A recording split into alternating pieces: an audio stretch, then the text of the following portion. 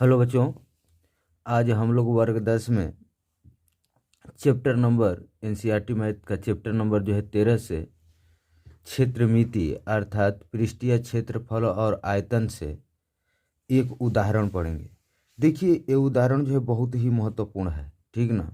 ये आपको जो है किसी भी गाइड या मॉडल पेपर में देखिएगा तो ऐसा क्वेश्चन आपको हर जगह दिया है और आज मैं इसको जो है सोल्व करने जा रहा हूँ, ठीक ना।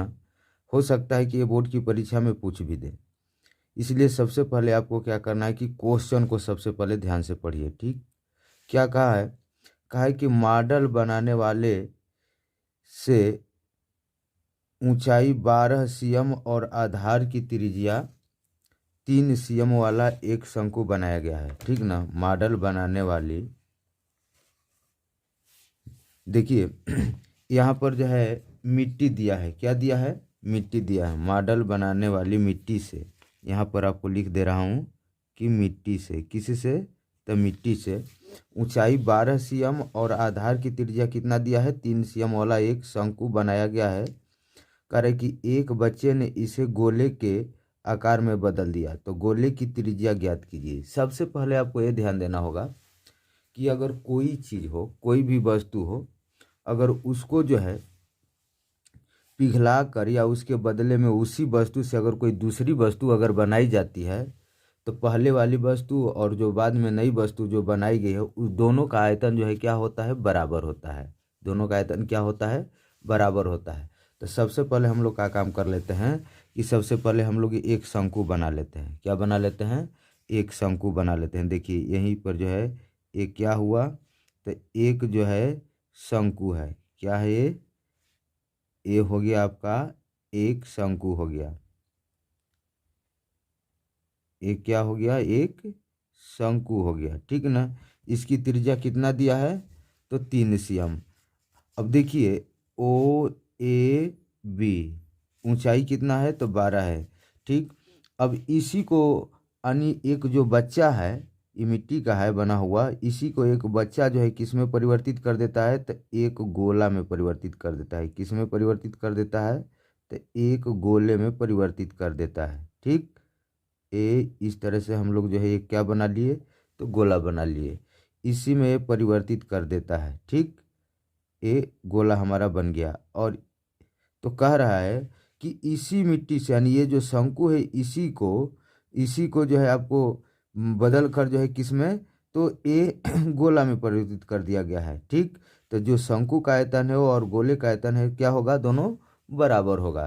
तो हमको गोले की त्रिज्या पूछ रहा है कि गोले की त्रिज्या क्या होगी। हमको गोले की त्रिज्या नहीं मालूम है, तो सबसे पहले यहाँ पर हम लोग मान लेते हैं कि माना गोले की त्रिज्या आर है। लेकिन इससे पहले जो है शंकु में हम लोग क्या लिख लेते हैं? शंकु में देखिए यहाँ पर शंकु में यच बराबर, शंकु में ऊंचाई कितना दिया है आपका?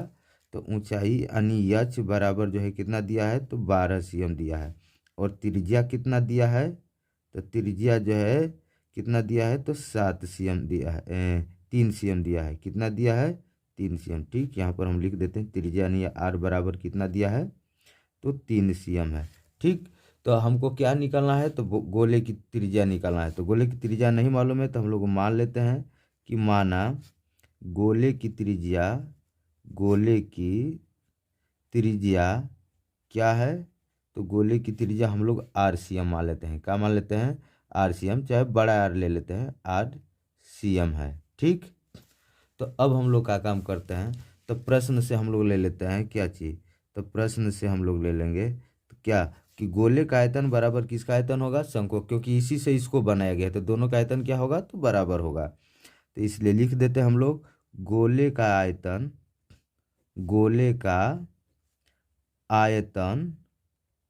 बराबर किसका आयतन? तो शंकु का आयतन होगा। किसका आयतन?